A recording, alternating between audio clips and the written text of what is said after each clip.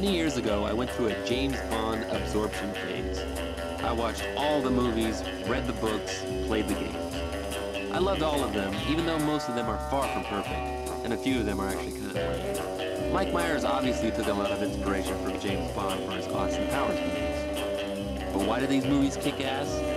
The opening titles, the pre-credit sequence, the music, the gadgets, the women, the cars, the flirting, the villains, and of course, Bond. So this is Film Maniac's Top 7 Favorite James Bond Movies. Number 7, For Your Eyes Only. After going to outer space for the silly Moonraker Bond film, the producers wanted to bring the franchise back to the basics. For Your Eyes Only has always been one of my favorites of the Roger Moore films. The director, John Glenn, had previously been an editor in earlier films, and it shows. The action scenes in this one are some of the best in the series. Roger Moore gets a little more serious and less jokey here too. He even kicks a car off a cliff. Yeah, you don't fuck with Bond. Number 6, Dr. No. Dr. No is the first Bond movie that was made, and in many ways still one of the best. The original and best Bond is played by Sean Connery, and his performance in the movie is what all future Bonds would be judged by. The style in this movie is cool, filled with great one-liners. I think they were on their way to a funeral.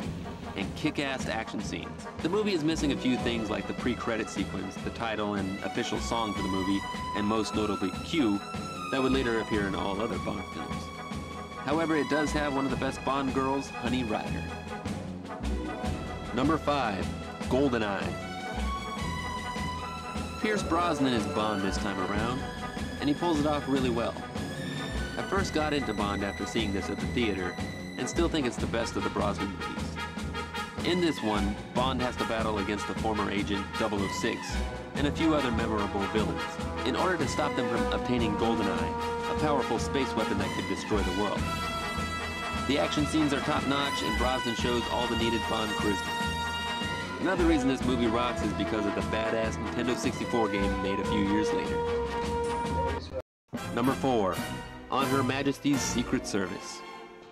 Most people that have watched Bond movies think this is the worst one. They're wrong.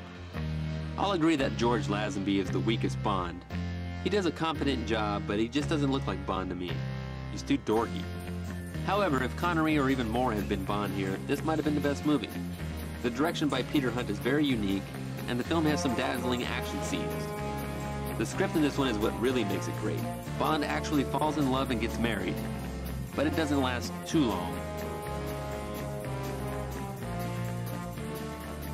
Number 3, From Russia with Love. The second of the Bond movies to be made, From Russia with Love has Connery battling the evil Spectre organization, which included Ernst Stavro Blofeld, the man with the kitty, and there's also Rosa Klebb, a crazy bitch with a knife on her shoe, and Red Grant, played by Captain Quint. The movie has great action scenes on a boat and on a train, and a cool girl-on-girl fight.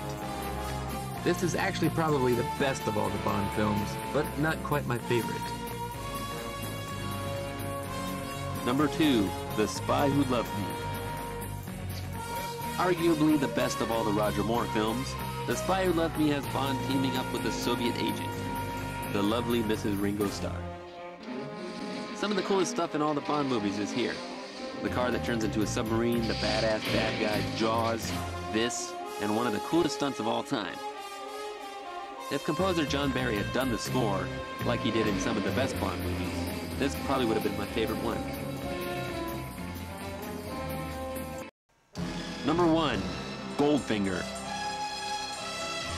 Probably the most famous of the Bond films, Goldfinger is the quintessential 007 adventure, with some of the coolest gadgets, cars, women, and villains.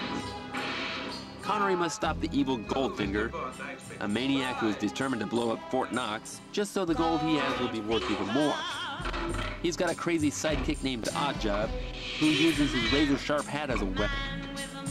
The femme fatale this time around has one of the most awesome, sexually suggestive names ever, Pussy Galore. If you're only gonna watch one Bond movie, make it this one.